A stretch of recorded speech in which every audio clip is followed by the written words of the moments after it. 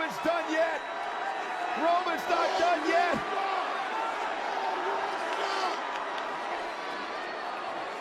Oh no. He's lining up to spear Heyman.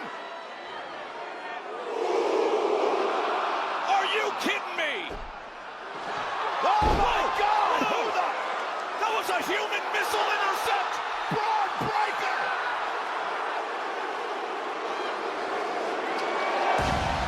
48 hours after shocking the world by forging an alliance with Seth Rollins, has the wise man solidified Braun Breaker as the next Paul Heyman guy.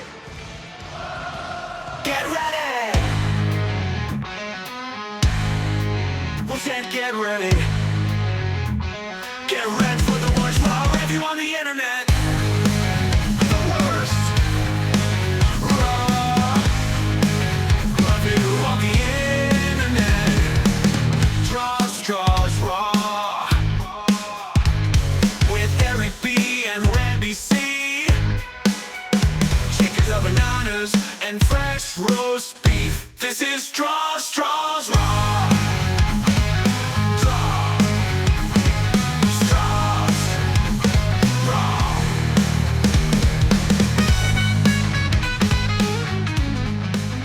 Hello, friends, listeners, and newcomers. It's me, Eric B. They call me the Raw Dog. And this is the STRAWS Raw Review, the absolute worst or best Raw review on the internet, depending on where you search. And you're checking us out here on the Hub Sports Entertainment Network. Friends, thank you so much for joining me and my PIC. That's right, folks, he's here.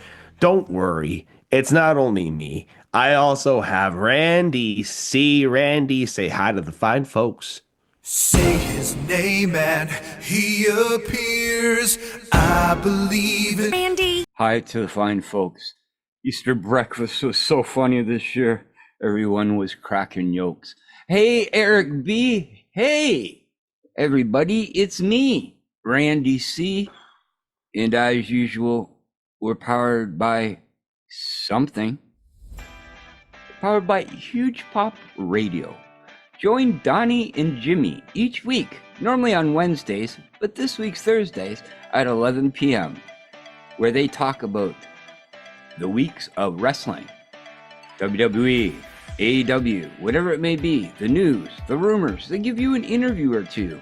Probably going to talk a lot of WrestleMania talk this week, but that's Huge Pop Radio with Donnie and Jimmy. Go to hugepopradio.com or check any of the podcasting platforms out there. Everybody has it. Subscribe, like, and comment. The Dynamite Drop with Sean Burkhead and Ashley give you the week's AEW report. What did Sean think of Dynamite this week? How is Ashley liking Collision? Well, you can find out every Friday morning on Dynamite Drop with Ashley and Sean. The Smack Daddies, the East Coast Tag Team Champions of the World, giving you the week's WWE SmackDown review. Brad and Greg deep dive into the episode. They tell you their likes. Greg will tell you his dislikes. And then they'll bunch them all together, give you a pod, and get it out to you in a very funny and humorous way. That is the Smack Daddies. As well as interiorplants.ca. Want your home or garden more beautiful? That's interiorplants.ca. The Canadian Brew House. Play sponsored ad here. The Canadian Brewhouse All-Stars have come to play. Here's a food and drink lineup so full of excitement it's terrifically tantalizing. Wings on the left side, pizza on the right, burgers and fries fighting hard in the corners for scrumptious supremacy. Oh, looks like we have a penalty upcoming for double dipping. Wait, no, he fakes. Oh, what a move. Sensational from start to finish. So buckle in and belly up because we got one heck of an all-star experience at the Canadian Brewhouse. Mississauga location now open. That's the Canadian Brew House. And last but finally not least, the handshaking team. Join Eric Blondon each and every week where he has prizes, raffles, cheap eats, Wheels of Misfortune. Like I told you yesterday, Wheel of Misfortune this week, you can win $5 because he's not showing me anything again. But he's just giving me a thumbs up. It's $5. Yes, $5 you can win. Go to facebook.com/the handshaking team and join in on him with all the fun. And finally, Chiquita Bananas. Why, Monroe? Monkeys never claps. But the Jays have been this definite last week. But Eric B., I am sore. I am tired. I am all wrestled out. How are you doing today, sir? You stole my line, sir. I am also entirely all wrestled out after a week of mania madness, it seems like. Really like 5 days, though. Just jam-packed, nonstop wrestling content. And culminating with, of course, WrestleMania weekend, the greatest WrestleMania of all time, depending on what you read on the internet. No, I don't think people are saying that. They might be saying things other than that. But I don't know if I necessarily agree with that. I enjoyed myself some wrestling content this weekend. Everything that was going on around the WWE. Man, I wish that roast of WrestleMania was, also broadcasted. YouTube, come on, guys. Just somebody's got to have this recorded somewhere, dude. I would love to see that roast. Randy, why did we get that roast? Well, WWE did have cameras there recording. So maybe it's for a future date, something else. But yeah, I'm hearing nothing but good about that. Everybody crapping on it beforehand. Nobody would show up, blah, blah, blah, blah, blah. Well, supposedly it was close to sold out. And supposedly it was funny. Paul Heyman supposedly stole the show. But that was one thing. But yeah, we watched, I personally watched a lot of different things, wrestling related. I watched GCW, I watched Bloodsport. Of course, the thing that I never miss is the clusterfuck. There is a reason why I never miss it, because it exactly is what it is. If you guys haven't seen these people before, go look up the Up girls. They are pretty funny. The winner of this year's clusterfuck was none other, very popular man. His first wrestling televised match, Brody Lee Jr. And he was managed by Chris Bay. Oh my. Yes. Oh my. And okay. I know we had a little discussion about it. The Pat McAfee show yesterday. Mm-hmm. Yes. What did you think of it there, Eric B? Well, Randy, I always thought it was puff, puff, pass. I didn't know it was puff, puff, hand it over to Randy, let Randy inhale some bananas, puff, puff, and not get it back. No, dude, I absolutely loved every second of it. Paul Heyman was on fire. He was deporting people from the audience right then and there. Pat McAfee, probably the first time that I've ever seen Pat McAfee uncomfortable on camera, not being able to respond and literally just saying, okay, shh, no, because Paul Heyman was shooting from the hip. And when he said the line about how, Stephen A. Smith, Pat McAfee saying Stephen A. Smith wasn't a good guy or he was so annoying or something, it was the best thing that I've heard, because, man, I can't stand me some Stephen A. Smith. But he's definitely holding out for some Stephen A. Smith money, and he won't sign for anything less. Yeah, that was hilarious. He's like, no, that's not what I'm saying here. But yeah, Pat McAfee absolutely on fire this weekend. The energy that these guys bring, Michael Cole too, these guys just did an incredible job. Wade Barrett also, I feel like Wade Barrett was kind of an afterthought on the commentary team, but he was great too, man. Everybody was absolutely great this weekend. And everything that was going on around, just watching people really enjoying WWE World, trying to win those lotteries to get those Travis Scott, Cactus Jack themed Topps cards. Randy, you know how much those cards retailed for? I have no clue. So it was 12 cards in a box. You had to win a lottery to get them, and they were $450 US at WWE World. Yeah, no, that makes sense. Immaculates are like $900 Canadian, so it's a Currently pretty similar. selling on eBay for $1,500 a box. Yeah, that's ridiculous. People and what they'll spend. I was watching For cards. Yeah, card collectors, man. That's a crazy breed. There's Belt one collectors thing. and card collectors. Yeah, belt collectors. There's one belt there that I wanted. It was $4,900. It was the 24 karat gold WWE Championship, but it looks sick. That's all I gotta say. But yeah.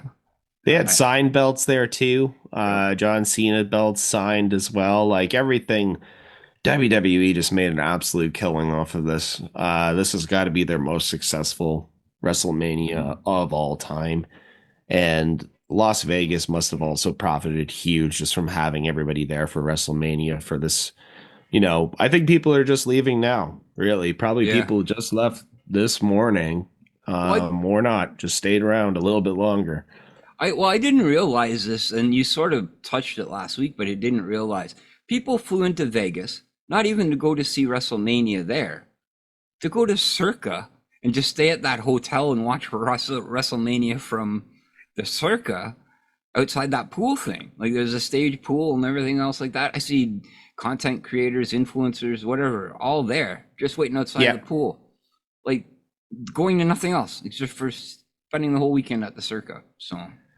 Yeah, you know what? Honestly, when you think about it, Randy, we went to Elimination Chamber. Can you imagine like me, you, and the Smack Daddies, just the accessibility of getting down to the floor level if we were at WrestleMania, going through the crowd, just going to the bathroom, let alone like getting a drink or something. It's got to be a massive undertaking to get through all of those people, get through all of that space. But just incredible, man. WWE just selling out night 2 of WrestleMania, selling out Raw as well. I went to Vegas for Double or Nothing years and years ago, and I'm telling you, there wasn't that many people for Double or Nothing at peak AEW. This is when CM Punk beat Hangman Page for the championship. This is peak AEW. There wasn't that many people for that pay-per-view as there was last night at Raw. Wrestling's on fire, Randy. It's hotter than it's ever been. Hot girls like pro wrestling, all of that stuff going around right now. It just, it's a wild time to be a fan, dude. Yeah, everything is out of nowhere. For some reason, there's feathers flying in the air out of it. Like I'm getting the dandruff from these things. I have no clue. It must be spring. Making the nests and the birds fighting each other. I have no clue. It's just a real, especially yesterday, it was a really weird day. But speaking about out of nowheres and feathers in the air and everything, should we talk about this week's WWE Raw from the T-Mobile Center in Las Vegas, Nevada, for the last time in Vegas, the last time for John Cena appearing in Vegas? Did I get it right? I memorized it. But this definitely is. You did get it right. You killed the T-Mobile Arena and all. Feathers a flocking. We are ready for some wrestling. And folks, anytime we are talking about Raw, post WrestleMania, we are talking about a show that's just going to be loaded to the nines, or at least that is what the expectation is of the internet wrestling community. And I can definitely say that this time. Go ahead. We good? Yeah, my alarms are going off. Sorry, I apologize.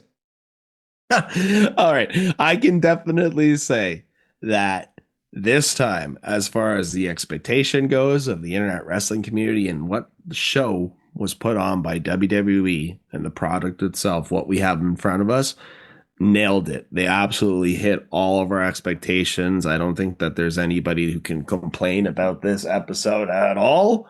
Maybe a few things, but we're going to get to it. We're going to break it down. So just in case you were so sick of watching wrestling and you missed it, you can listen to me and Randy C for the next little while as we do so. So, folks, like Randy said, John Cena for the last time in Las Vegas with that wonderful plain black Microsoft Word font on the screen.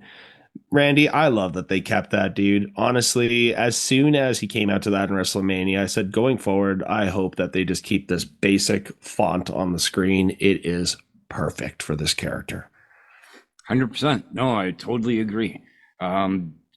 do everything that the people don't expect, right? So it might even go even more basic. Maybe it'll just come out with a J as the days go on, or just go like John Cena without an A, and then a John C. You know what I mean? I would do that. Just like ruin absolutely everything, right? Absolutely. So the announcer does not do a good enough job. He does not satisfy John Cena the way that he is announced. So John Cena is announced as the 17 unseen. Unseen 17 and greatest of all time undisputed champion. Also, Randy, something to point out. They copied my intro yesterday? Yeah. Oh, okay. Sorry. Go ahead. WWE has gone ahead and they've retired the term, the undisputed championship. I guess you could say, sorry, the universal championship, whatever you'd say. It's entirely retired now. Last champion to hold it, Roman Reigns. Yes. So this is it. This is all. We made. Sorry, I'm getting ahead of myself here. Let's quickly talk about Cena talking to the fans. Cena is telling the fans, look, you booed me on Friday and now you cheer me and you think that I am going to forgive you for that. That is not the way that a healthy relationship works. And he's not about unhealthy relationships, man. John Cena ain't about that life. Do you see him anywhere near Nikki Bella anymore? No, he ain't about unhealthy relationships. No, nothing is mentioned about Nikki Bella. But I do. He is definitely acting like her, like on that show. That's exactly what he's acting like. But yeah, go ahead. There's a lot of references. Dude, if you didn't watch the relationship. Yeah, you know what's really funny, actually? If you didn't see, Total Bellas or Total Divas or Total Bellas, John Cena was like the greatest heel of all time on that show. He was constantly roasting Brie. Like, it was just so good. So there's so many clips where you can see that heel John Cena kind of shining through. But let's go back to John Cena here. He told us we would get him 36 appearances, 36 dates, not 36 matches. And quickly he starts breaking down the times that we've seen him. 1, 2, 3, 4, 5, 6.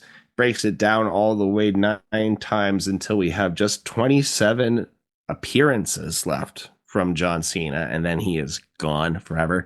And he has taken the belt with him. We had said on the WrestleMania show that everything was kind of written that John Cena was going to win this belt. And once he wins this belt and breaks the record, no one else can touch it. Words that came specifically out of my mouth. Well, little did I know what was coming out of nowhere was an RKO from the Viper, Randy Orton. And are we just completely leaning into the most nostalgic time ever in wrestling in this modern era, Randy? We have Randy Orton versus John Cena, most likely for the championship at Backlash.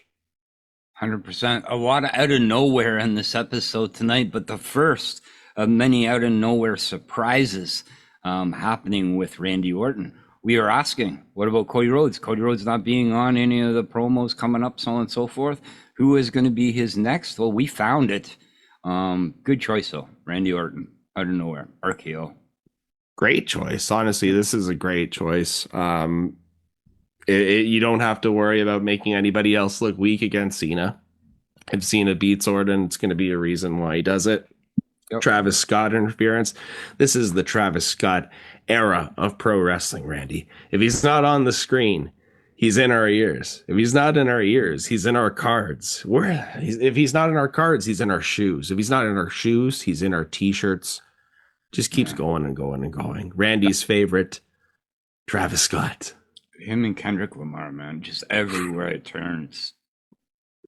Listen, Kendrick, we can stand behind Kendrick, but after a little while, we're fiending a little bit too much over here on the draw straw. I think we've over fiend ourselves, to say the least.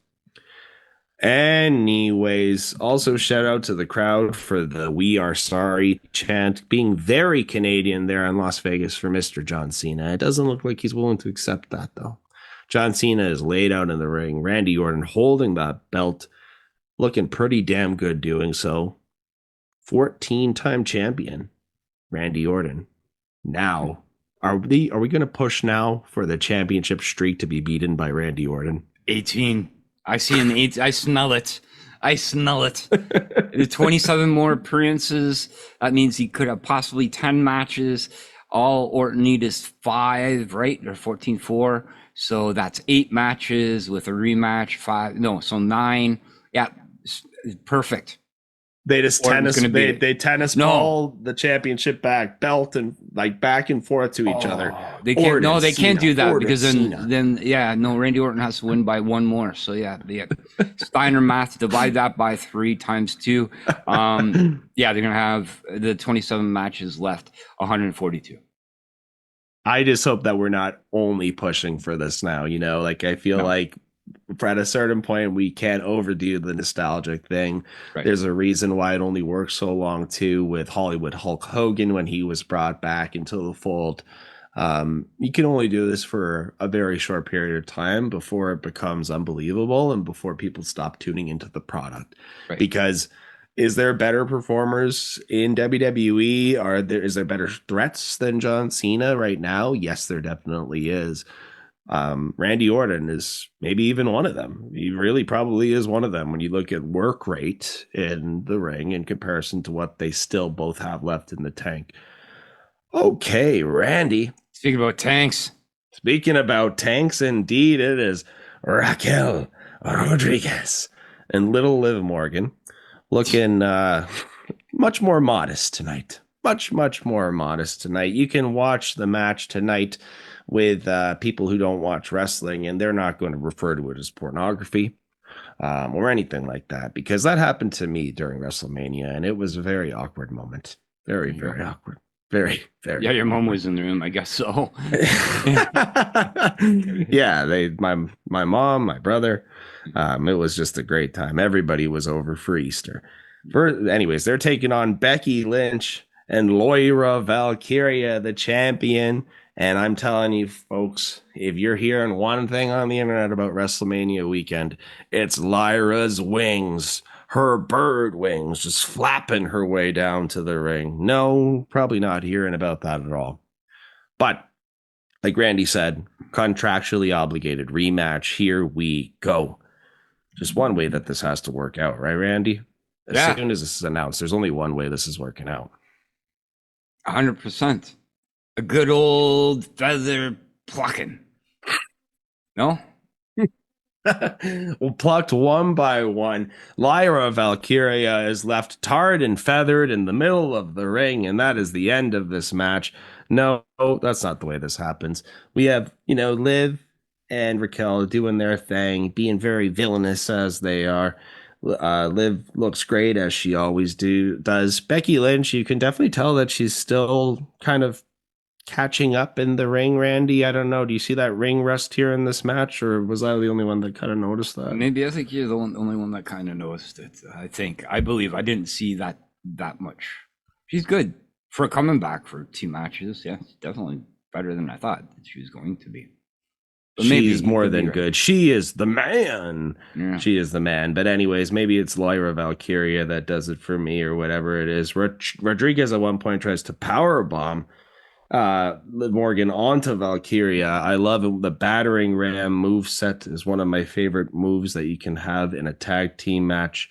But ultimately, a distraction lets Liv Morgan hit the Oblivion for the pin and regaining the titles, becoming the first 4-time tag team women's champions in the history of the company in the long, illustrious career of that championship belt, Randy. New dude about it. Yeah, and 100%. We knew this was going to happen. They couldn't have taken it 4 times. They're going for the streak. They're going to be 18-time champs or whatever. It doesn't make a difference. Yes, Liv is always a champ in my heart. Hey, Rob, how's it going, buddy? But yes, yes, Liv Morgan, and Raquel, kind of new tag champs. Actually, I was wrong about the Cora Jade and Roxanne Perez. They did not win that tournament. It was actually another team. So you're shaking your finger at me. I was bad. Yes, I don't think you were that wrong. I honestly don't think that you were that ultimate, like we're going to get to that later on in the evening. I don't think you were that wrong about potentially seeing certain faces. Yes. Right. And that's where we got. But I do also like, I almost call it, is it toxic attraction? What are they called? Deadly Influence. Yeah, deadly influence. Toxic influence. It ain't toxic. Yeah, toxic influence. I like them a lot. I don't know what it is. Yeah. I'm just a big fan of Gigi Dolan, and we're just gonna stick it at that. Everybody knows I love redheads.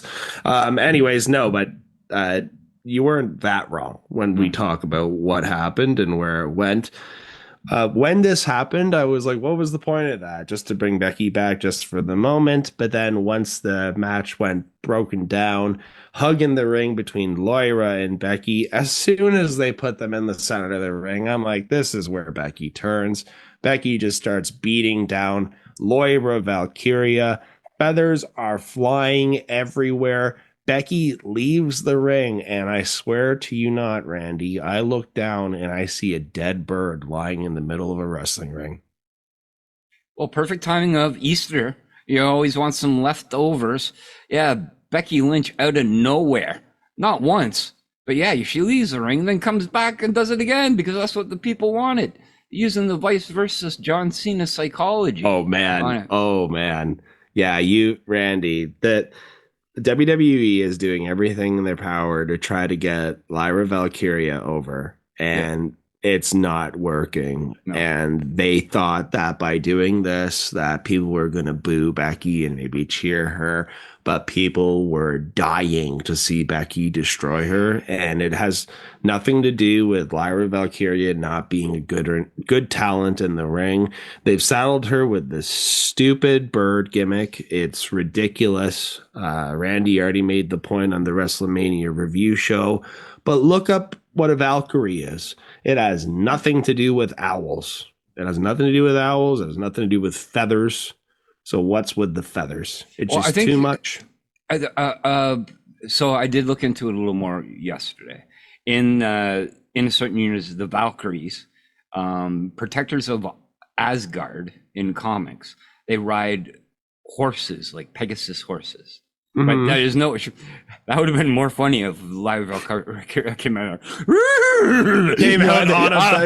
on a Pegasus with a horse mask. But it started neighing instead. But yes, no, Becky Lynch defeathering. I never seen a chicken or a pigeon or whatever you want to defeather twice in a match. But yeah, you had more feathers. Like there's no more feathers. I think this gimmick is done with her. But Becky Lynch going heel, the man. We should have known it too. She was wearing black when she came out. This is true. Black.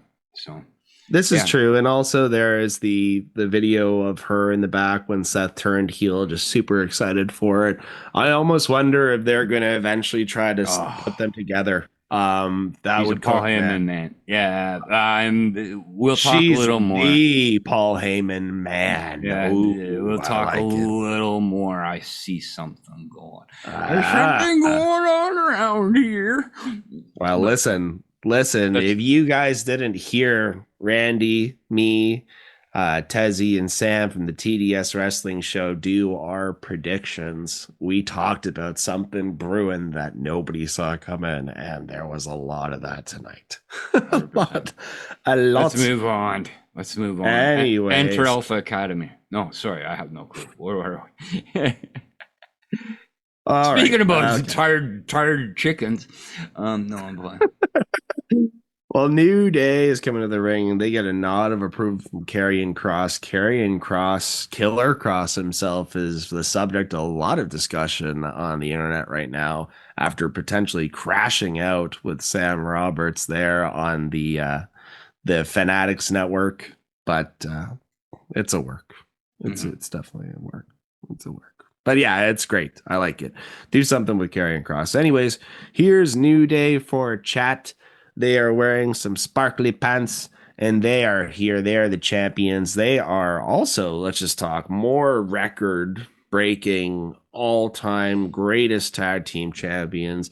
Thank God for the New Day. Or not. Here comes Alpha Academy itself. Dun dun dun dun dun dun dun dun. We know that they are going to be formidable threats, right? As soon as we see this happen, it's going to happen. They wants to have a fight. Maxine says, "Put your money where your mouth is." Kofi and Xavier Woods just take off their shirts to wrestle, more or less. They're just wearing like jeans and shoes to wrestle this match. And then a spotlight hits. A spotlight hits. And some music starts that we've never heard before. And we get our surprise. And it's Rusev. Rusev Day is back and strong in the WWE. Here comes Rusev coming out in more of a MMA-inspired fit. More of his Miro-inspired gear, to say the least. Also with the look, the beard, the shaved head, etc. Looking like a complete tank. Geez, that's where we should have said talking about tanks, Randy. I know. Because here comes Rusev. New Day is chased out of the ring. They run away. They know better. And Rusev is left here to decimate the Alpha Academy. My one issue with it is I wish it was somebody else besides the Alpha Academy, but I can see why it's very easy to just destroy these guys and then not ruin anybody else's current push. But Randy, Rusev is back in the WWE. I'm not going to ask you if you're excited about it. I'm going to ask you, where do you think that he fits? Because obviously they're trying to push some type of tag team angle here. But who are they going to pair him up with? I don't know about the tag team angle, that what you're saying, but yes, Rusev coming back. It was like when he was just destroying the Alpha Academy. It was like watching King Kong Bundy versus Little Beaver. If Otis was Little Beaver, that's how the destruction was.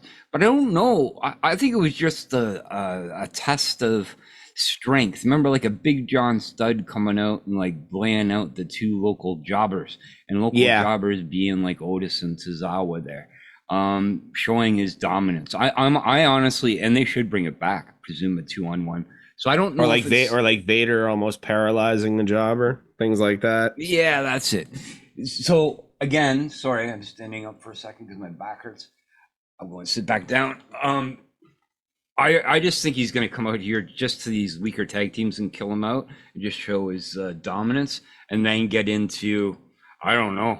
There's so much going on everybody on the higher end of the card. How do you put them up? Start with the U.S. title. Start with the Intercontinental title somewhere. Sami Zayn again. I have no clue. But there is no place for him realistically right now. So. It's true. It's absolutely true. It's such a stacked, like everything in WWE is so stacked that if you put him in the IC title picture, I don't even know if he fits in there. I don't know where he really fits in. A lot of people are saying that he showed up a day late. They wanted him to be there at WrestleMania. Randy, him coming back at Raw and killing off a couple of more or less jobbers of the company is so much better than him coming back 100%. At WrestleMania with expectations of maybe beating one of the greatest of all time. So 100%. Much better position here for Rusev. Either way, good to see him back with the company. It's been a rumor that's been happening for a long time. It's nice to see some of these names finding their way back into the fold. Speaking about finding their way back into the fold, the Judgment Day have just done so because Liv and Raquel, new women's tag team championships. Dominic Mysterio, the Intercontinental title holder. It's amazing. A win for the Judgment Day from one is a win for the clubhouse as long as the belt is there. Finn Balor looks a little bit questionable about that. But you know what? Ultimately, Carlito isn't. But yeah. But yeah. Listen, just like Carlito and Finn, me and Randy don't have belts either, but I'm not going to go see the doctor about my ribs. Randy might about his back. Yeah. But yeah, that was a funny little segment there. Carly himself is just little. He's not as good as R-Truth, but he is that comic relief there in the Judgment Day. That's it. Io Sky is here for a Japanese/English chat. Either way, man, she is the best. She proved herself to be like the queen of the WWE, to actually beat Bianca Belair and Rhea Ripley. Also, very heartwarming video of her whole family there at WrestleMania watching her win. That is the defining moment of Io Sky's career. 100%. 100%. And well, again, we talked about it on the recap show. And if you want to listen to night 2 recap, WrestleMania reviews, SMU Radio presents, me and Eric are joined by Dark Side of the Elite's Eric Reed. And you can find it on any podcasting platform. Just look up The Hub, the Sports Entertainment Network. There you go. Well, listen, Io Sky, the champion, she wants to fight the best in the world. Who else wants to fight the best in the world? Surprise number 2 of the evening, folks. It is NXT champion Steph Vaquer is here. My lord, the pop that she gets is probably even better than Rusev's, in my opinion. The pop that she gets, people are just excited to see this. Randy, before we even start breaking down this match, the disgusting level of talent that the WWE women's division has across the main roster and NXT is just flabbergasting at this moment. There is no one who can compare. Yeah. There's nothing that can compare. Not even close. You can put all the other organizations in the world together, and it still doesn't come close to what this NXT and the main roster. Yeah. Well, maybe we can trade Maxine Dupree for somebody, but I don't know. We'll talk about it. Maxine Dupree for Masha Slamovich. We can do something. That's a fair trade, right? Fair trade. Anyways, non-title match, but these ladies are going to throw down. They are going to have an exhibition here on WWE Raw, and this match is going to garnish a "This is awesome" chant before the start of the match. Nobody saw this coming. Outta Nowhere is the perfect name for our episode today for things like this. Steph Vaquer is on fire. Io Sky on fire in the ring as well. People are absolutely crazy for, I don't even know what Steph Vaquer is calling it, but they put the head in between the legs and you know what's going on with the back end. Yeah. And the face being smashed against the ground, getting a 10 count. Booker T having a heart attack somewhere in the WWE universe as this is happening. But these two ladies are absolutely incredible. Absolutely incredible. We get some reversals here. We get teases of Steph Vaquer's finisher, the butterfly backbreaker itself, the SVB. Fight Forever chants happening during this match as well. Crazy. Up on the top rope, we get a Spanish fly from these two ladies off of the top. But unfortunately, we don't get a clean finish to this match because it is broken up by Roxanne Perez here to jump Io Sky for a DQ finish. These ladies almost had 15 minutes to go, Randy. After the match, a little bit of a surprise from everybody seeing Roxy there in the ring. And a last surprise that we get here in this segment is Julia, former NXT champion. The two of them just start beating the absolute hell out of Vaquer, Io Sky, and eventually are ran out of the ring by the Eradicator herself. Mommy is here, Rhea Ripley is here, and she has an incredible shiner, may I add. She just looks awesome with that shiner. And Julia versus Rhea is teased. So, Randy, you might not have nailed the whole thing about Roxy and Cora Jade and the tag team competition, the tournament, but you absolutely nailed Roxy arriving here on the main roster and possibly being the next formidable threat to Io Sky. 100%. I want this to happen. I want this to do it like Paige when she came and took it. I think it was AJ Lee, right? That she took it off of? Yes. Yes. Yeah. So it was AJ Lee. Julia arriving, right? These Vaquer, like these are the best of the best, and they're mixing in with the best of the best of the main roster. I really wanted to see Vaquer, though, more or less on the NXT side, like Vaquer versus Rhea, Julia versus like a Io Sky, and a Roxanne cleaning up all the messes, all the feathers, all the little turkey bits, chicken bits, whatever you want to call it, around the ring, and just like being the head of this little group. But I was so excited when they announced this match and they showed this, like when this all started happening. I was like, wow, hands down. Definitely probably my biggest pop of the second biggest pop of the night. I shouldn't say it was the biggest pop, but second biggest pop. But yes, nothing better than this, and a lot to look forward to. Oh man, sky is the limit for the women's division, and yeah, absolutely out of nowhere. And another thing that was really good too is based on how Steph Vaquer's Titantron is formatted, we could only see like a little bit because they were using the shorter screen tonight. So we could only see Steph Vaquer kind of on the side. Yeah. So when she came out, it was like a solid surprise, and you couldn't even notice it for a second. It was so great. She's incredible, man. Absolutely incredible. NXT women's division, just nuts. To think that even in Stand and Deliver that Steph Vaquer could have took that title home with her in that 4-way match, absolute craziness. Anyways, I'm fanboying so hard over the women's division here. I think we got to move on, Randy. Got to move back to the men. What do you think? Speaking about fanboys, yes, 100%.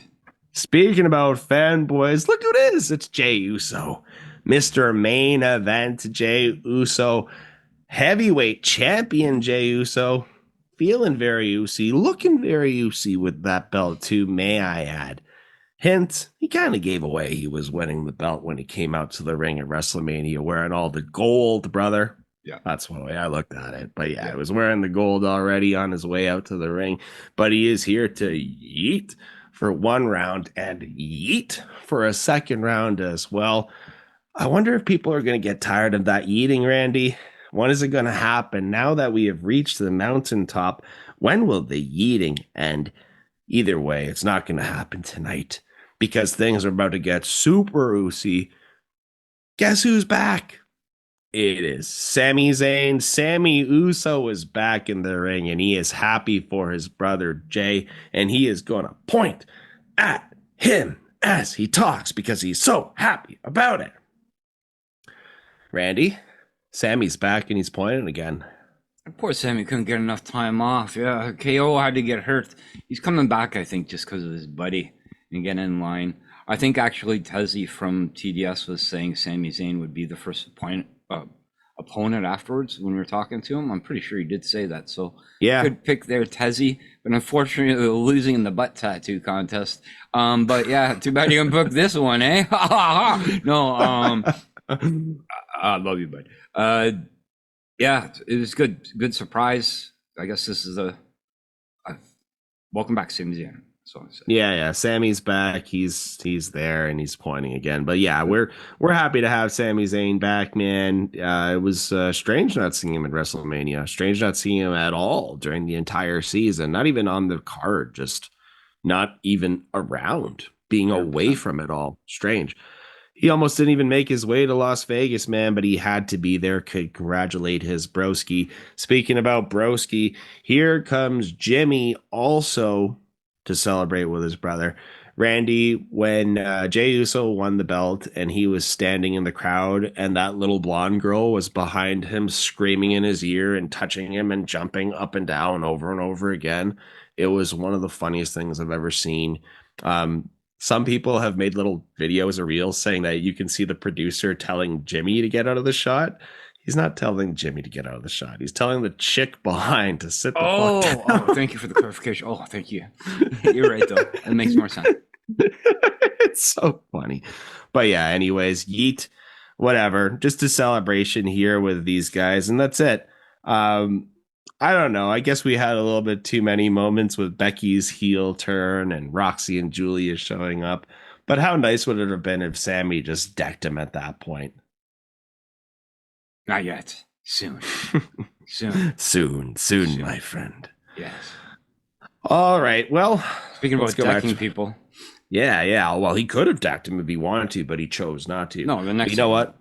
Oh, okay. Well, Logan Paul, first of all, let's just say this. Logan Paul has denied knowing that Karrion Kross was even at ringside during his WrestleMania match. And you know what? What did Karrion Kross do besides have a conversation with Alvin, as he calls him? That's about it. That's all that happened. Moving forward, let's go. AJ Styles is okay with his loss for last night, and he's ready to bounce back. He didn't want to become the man he was a year ago, all decked out in black, super jacked to the nines, no steroids, just super jacked to the nines. But he didn't want to become that guy.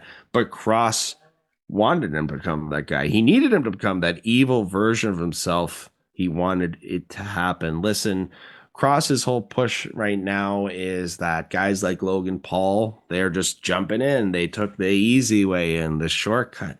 Cross missed funeral. He didn't say this on Raw last night, but he did in the very viral moment that's going on.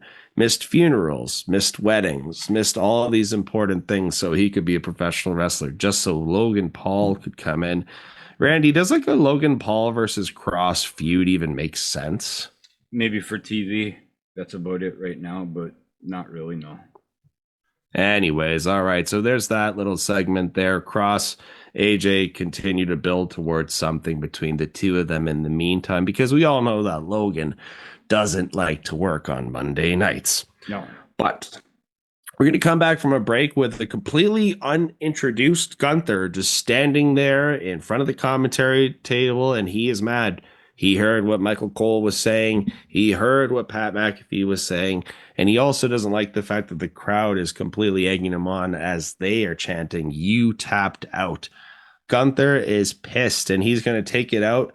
And he's just going to be a bully doing so, Randy, may I add. He's going to try to bully Michael Cole into submission, literally, as he locks Michael Cole in a sleeper hold. But Pat McAfee comes to save the day, throws a little bit of a small fisticuff, and then figures out, I may have just effed up. But there's people holding back Gunther from Pat McAfee until he finally breaks through. Shane Helms. The Hurricane.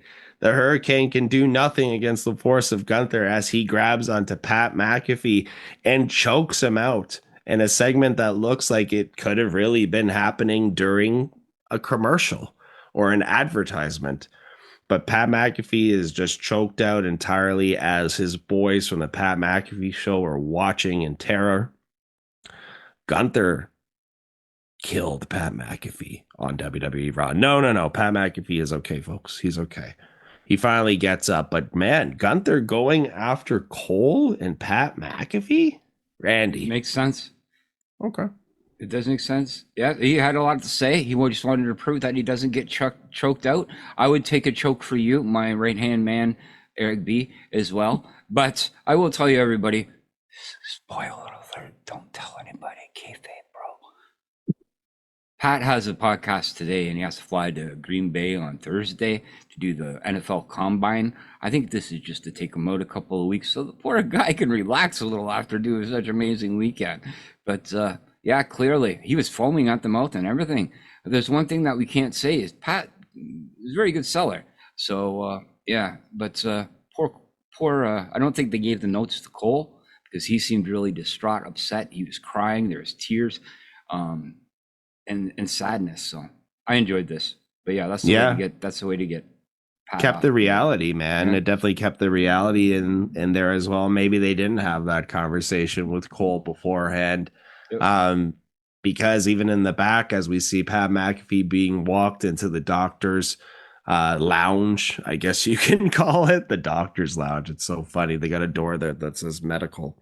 You can just hear that they're saying, like, you don't have to go back to work. Go back to work, Cole. You're good. Take the rest of the night off. And he's like, look, I'm not going to let some guy bully me from wrestling on WrestleMania week. Here comes Michael Cole, the champion that he is, coming back out to do the rest of the night with Joe Tessitore. Randy, The Michael Cole chants as he came out. Who knew that it only took a little moment like this to get McAfee and Cole over so hard? I think it's finally just got, like, they at least got vocal about it to involve them in something. I think Cole's been over since the man that shall not be named leaving, and showing his excitement. We have talked about it in the past, but yes, the expression and everything is finally good to see with the crowd. So good point. Yeah, absolutely. He mentions as well that he might have broken his nose. Gunther might have broken his nose. I wonder how shoot and work that is. I wonder if that's in kayfabe, because he was messing with his nose a lot for the rest of the night. Michael Cole? Yeah. Yeah. Okay. I did not hear that. Yeah, he said he'd think he broke my nose, and when he sat down, he was like readjusting himself over and over again. And Tessitore also took the reins. Yeah, he also took the reins for the rest of the show too, right? Yeah, which is a little weird. Center. Oh, true. Yeah, a little training to let him not to break his nose there. Speaking break your nose with a sleeper hold. Exactly. But speaking about breaking noses. In what way? There's nothing to do with broken noses. Anyways, listen, guys. Michael Cole, champion. A champion. We're the champion. And you know who else is? Dominic Mysterio, Dirty Dom Mysterio, our beloved Intercontinental champion, representing the Judgment Day, is taking on. He is going to be taking on Penta in a WrestleMania rematch-esque sort of thing. No, not really a rematch, but Penta turns it. So yes, this is really our main event wrestling of the night. Penta versus Dominic for the Intercontinental Championship. We know what's going to be happening here, folks. But again, Dominic Mysterio looks great, is loved by the crowd, and Penta as well. They got to keep his push going a little bit here. But I must say, for the point that you made about Pat McAfee selling as good as he does, Penta might have to take some notes, because at the end of the match, when JD McDonough runs out, pushes Penta off of the top ropes, where Penta is then supposed to have himself clotheslined by that top rope, he kind of just fell, jumped on the rope, and then ate the 619 and the frog splash, and Dominic retains just shortly here. This is a way for us to bring back JD McDonough. Everybody from the Judgment Day seems to know about it, besides Finn Balor, who looks shocked and is the odd man out. Poor Finn, eh? Poor Finn. Dominic Mysterio with a big win. First title defense.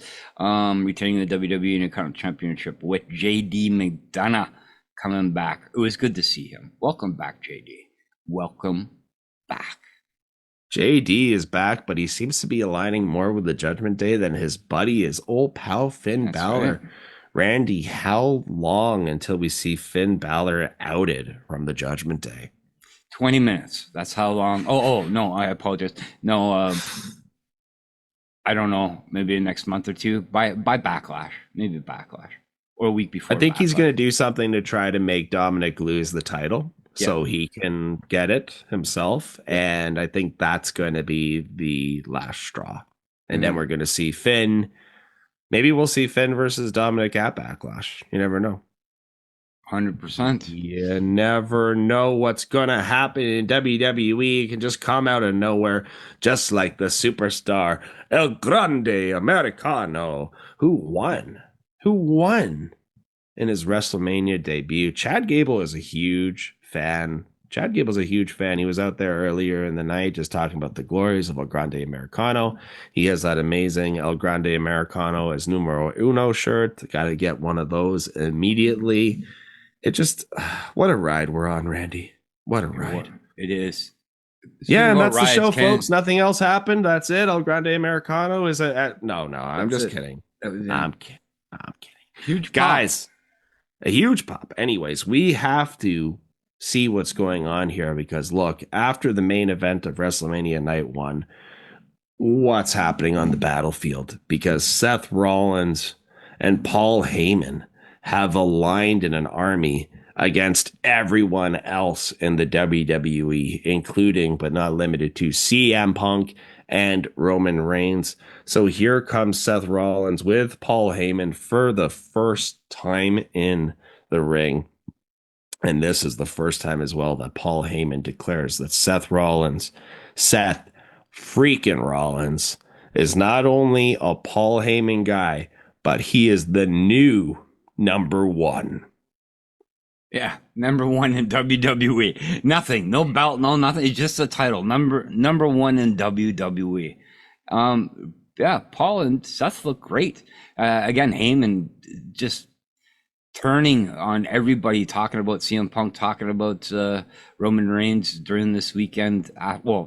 Yesterday, I should say, because it was after the fact. But turning on everybody, putting this guy over, and there's reasons for everything. And don't always think you know everything. That's what his big thing is, him saying yesterday. Don't always think you know. And it definitely proves it in this segment. You know what? And that's what it's so funny that is what you just said, because that's what I've been saying these last couple of days too, because with the way that WrestleMania worked out on night 2 and The Rock not being there, being obviously a big drag, there's more to that story. Let it play out. We're going to see what happens, just like there's more to this story. But Rollins and Heyman together is a dangerous pairing as it is. So cue Roman Reigns, who is pissed. He wants some revenge here, and he is going to rush the ring. Sorry, CM Punk, Punk first. Yeah. My apologies. CM Punk is pissed, and he's going to rush the ring. We don't even get to hear CM Punk talk. That never happens. That's a first, eh? Yeah, that's a first since he's been back. Tell me that, well, besides the actual return itself when hell froze over, anytime he's been on our screen, Pepsi Phil is getting his mic time. So he rushes the ring. He is pissed. He's got to go against Seth Rollins and his former best friend, Paul Heyman. Oh, so Punk is pissed. He is going to rush the rings, and he is not going to be able to do nothing against this group, unfortunately. His attention is on Paul Heyman and what he wants to do to Paul Heyman, allowing Seth Rollins to beat him down.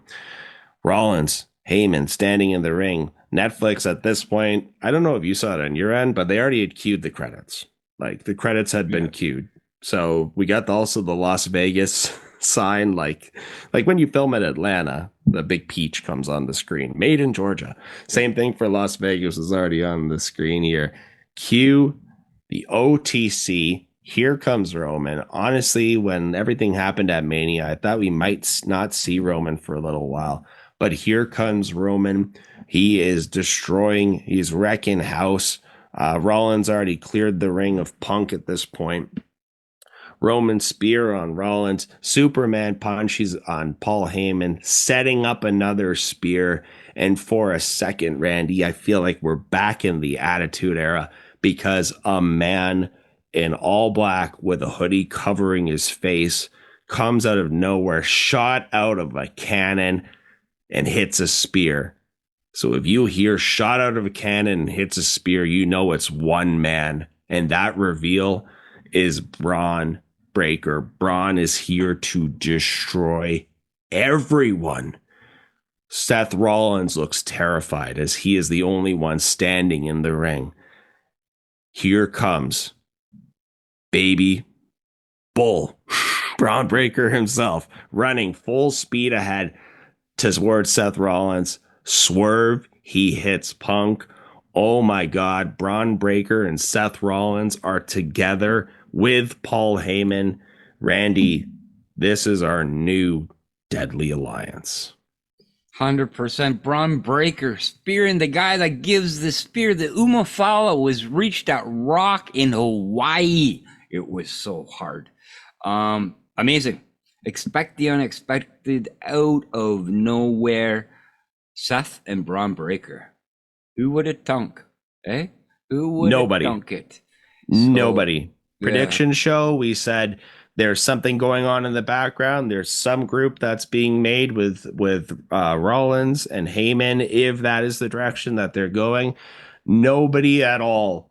Like the odds must have been plus 3,000 for you to say it's going to be Braun Breaker, and it is Braun Breaker. And what a great place to put this guy, man. Honestly, you have the mind, you've got the wise man, you've got the worker, you've got Seth, and now you've got the bull. Dude, this is great. Randy, let me pose a bonus question to you, sir. If there is a fourth guy, who's it going to be? Somebody. I don't know. I really don't know. But I take a little insult, even though I didn't say it yesterday. I gave you guys a clue on where my mind was going. I said, where is Braun Breaker going next? And you asked me that question after losing the IC title. And I said, he's going up with the heavyweights. He's going up to be in the top of the card. But you guys didn't. You cut me off. You literally cut me off. So if this was a 1 in 3,000 chance, I want my 3,000 odds. Because you cut me off while I was about to say it. No, I had no inkling in the world on that. Who will join? I have no clue. Am I excited? Yes. There has to be 1 or 2 more people, because it's gonna be CM Punk and Roman Reigns versus Seth and Braun for a little bit. I can see that tag match happening, but a heel always needs an upper hand. That's it. Yes. Right. So somebody else is going to be added into the fold. It might be somebody that we don't even expect. Man, what about somebody like Obafemi? Obafemi. Yeah, why not? Why not have a massive enforcer? Why not have Williams? Somebody... Oh God, Randy, you're just nailing it out of the park, buddy. Becky Lynch. Listen, I like the idea of them all being together. I don't see the woman on the side of things who is grouping with like Punk and Roman, sort of. Like, I don't know. But we'll see how it all happens, folks. Hell of an episode, honestly. Oh, Viking del Kingo or whatever. Okay, all right, stop. Hell of an episode, Monday Microman. Night Raw. Oh, and we are completely off the rail. Okay, sorry, go ahead. No, it's okay. It's all right. Our fans like it when we're off the rails because we're your Draw Straws Raw. We are the worst Raw review on the internet, or the best, depending on where you search. And I am here with my pal Randy C. Hell of an episode on Monday Night Raw.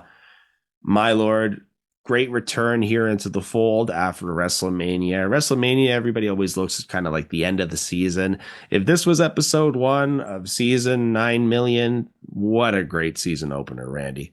10,000%. Totally agree. Give it 4.75 bananas. Oh, you don't want to give me your thoughts on this episode? No, 4.75 bananas. I got a doctor's appointment. I apologize, everybody. So okay. You have to go shortly. It's all good. Folks, thank you so much for joining me and Randy as we broke it down, talking about the wrestling that we love and enjoy. Randy, if people wanted to go ahead and say, like, follow us, subscribe, or send you gifts, fineries, how can they do all of those things? Follow us on the YouTubes. That's youtube.com/@drawstrawsraw. We got some comments on some of the stuff, so I'm going to go over some listener mail next week. We'll definitely have a little more time, and there's a lot less wrestling or things to go on about, as well as go to any of the podcasting platforms and look up The Hub, the Sports Entertainment Network. On any of the podcasting platforms, you'll find special people like the Dynamite Drop with Ashley and Sean, the Smack Daddies with my buddies Brad and Greg, as well as Storytime with Jimmy with WWE Should Be Legend 2026. Wink, wink. Jimmy Caderas, as well as Huge Pop Radio with our buddies Donnie DeSilva and Jimmy Caderas every Wednesday night, except for this weekend. Next, it'll be on Thursday. Thank you, Montreal Canadiens. On tier 769. Yeah, there's a lot of sports going on too. Lots of sports going on. Just catch me on the Facebook, guys. Go ahead and join the Hub. You can send me a message there. Do that. Instagrams if you so choose to. But nothing makes me happier than people subscribing to the YouTubes and sending listener mail through that. So, listen, folks. Thanks again for listening to me and Rand. Until the next time, until we break it down again, please take care of yourselves and each other, and continue to live your lives impactfully. The Joshi girls from Up girls from they could join Paul Heyman. Who else? The Warlord could join Paul Heyman. Max Moon. Brody Lee Jr. is gonna join Paul Heyman. He's a Paul Heyman guy. Live, laugh. And Reese, do you like Brody Lee Jr.? Did you ever heard of him? Who else? Joey Janela could join the Love Wrestling. Deuces! Deuces!